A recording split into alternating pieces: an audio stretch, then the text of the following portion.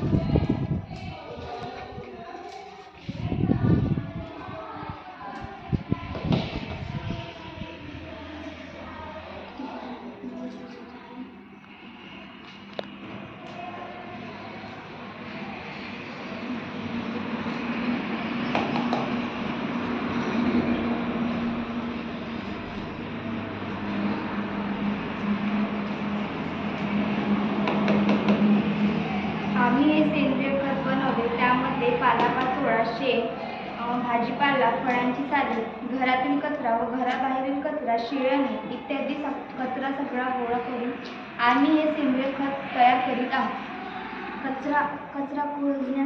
कचरा खोदण्यासाठी आम्ही एक योग्य डबा घेतलेला आहे। त्यामुळे आम्ही योग्य डबा घेतलेला आहे। कंपोस्ट खतासाठी तुम्ही मोठा खड्डा सुद्धा खणू शकता, त्यामुळे जमिनीचे प्रदूषण कमी होते। डब्यामध्ये जास्त ओलावा ठेवू नये, कारण जास्त ओलाव्यामुळे पालापाचोळा सडत नाही व त्याचे सेंद्रिय खत लवकर तयार होत नाही। सेंद्रिय खत तयार होण्यासाठी त्या डब्याला हवेमध्ये ठेवावे व ते सेंद्रिय खत 15 ते 20 दिवसात तयार होईल। सेंद्रिय खत बिना केमिकलचे असते व झाडासाठी पोषक असते। आम्ही सेंद्रिय खत बनवण्यासाठी पहिले एक मातीची लेयर टाकलेली आहे व त्याच्यानंतर फळांची सालटे व शिळे अन्न टाकलेले आहे। पुन्हा पाणी शिंपून आम्ही पुन्हा मातीची लेयर टाकलेली आहे। पुन्हा आम्ही त्याच्यावर शिळे अन्न व पालापाचोळा इतर कचरा टाकलेला आहे।